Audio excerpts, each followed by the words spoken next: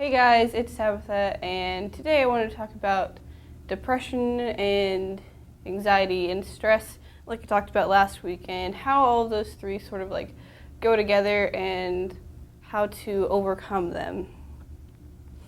So, with depression, if you've ever felt depression, it's a very crippling sort of feeling. There's a loss of energy, a loss of desire to do anything, and eventually you might even come to the point where you become indifferent and just apathetic about things. This is something that I have personally dealt with in years past. I don't really deal with it as much now that I'm older and I don't really let things bother me as much. I have become much more able to express myself in various ways so that I don't let those negative feelings, thoughts, and emotions and everything take a hold of me. But I'm gonna how to do that, how to overcome them is a process that it's not a overnight sort of process.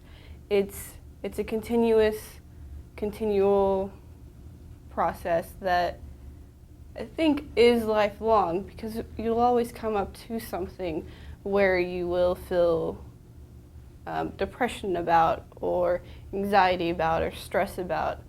I know, like, for me, I know how to handle anxiety, but around Christmas time, when everyone like has to go to stores and things, like, that's when my anxiety is at the highest, because I feel very uncomfortable in a large group of people who I have no idea who they are.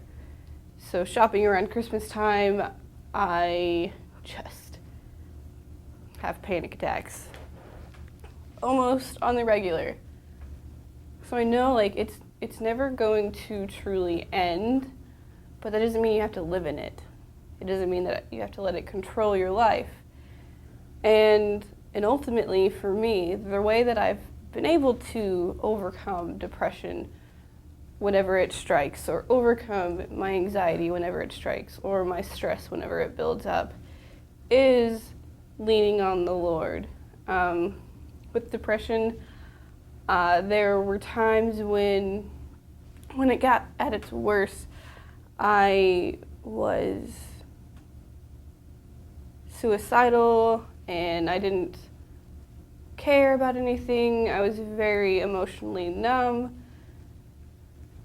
And through that is when my relationship with God really grew the most, because I had been raised in church.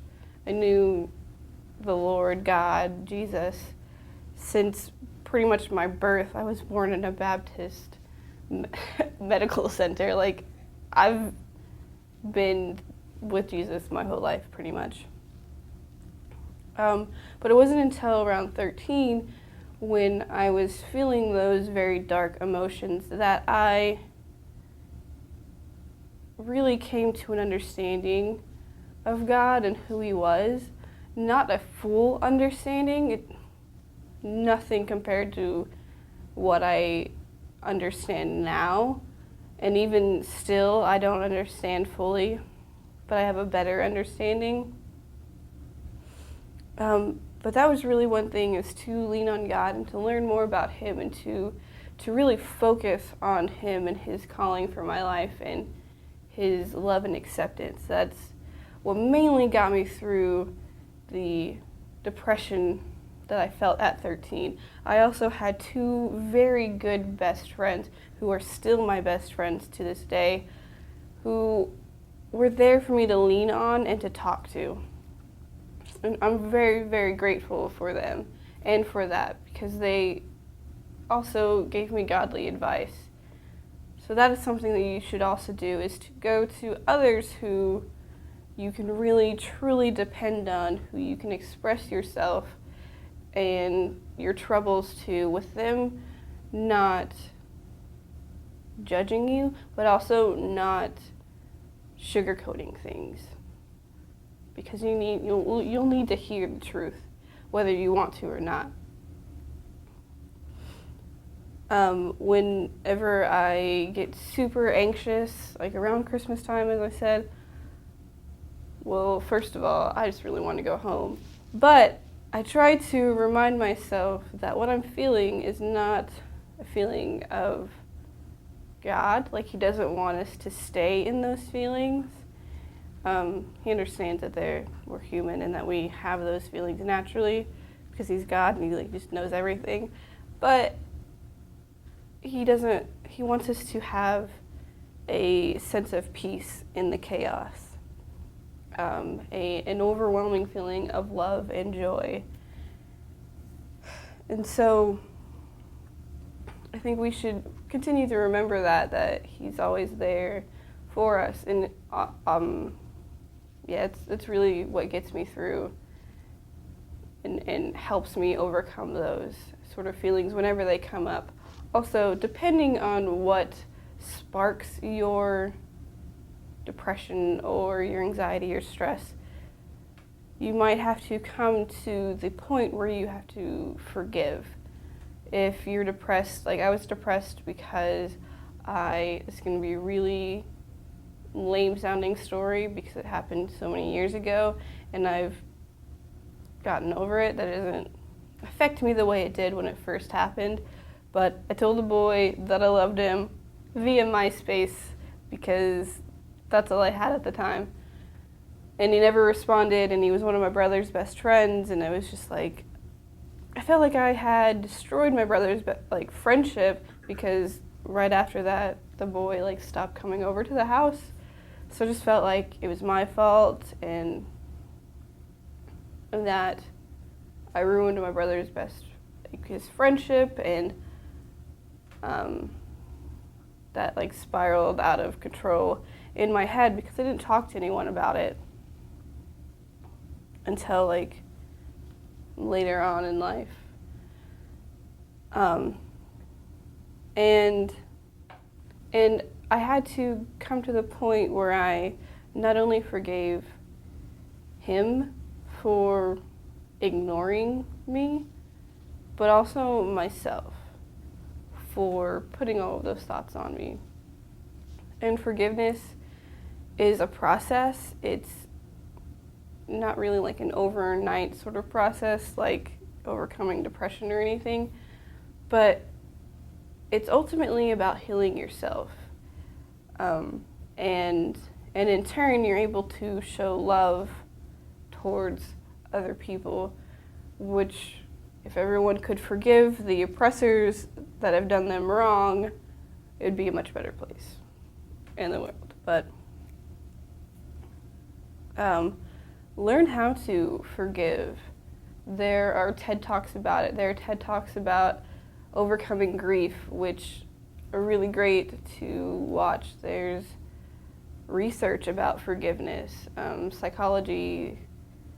psychological research about forgiveness. And then there's also just verses in the Bible that talk about forgiveness.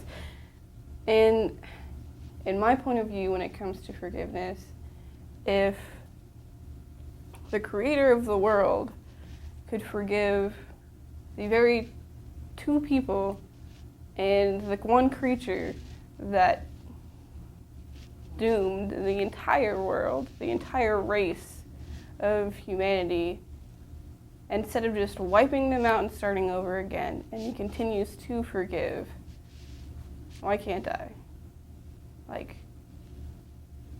Why are we so hung up on this?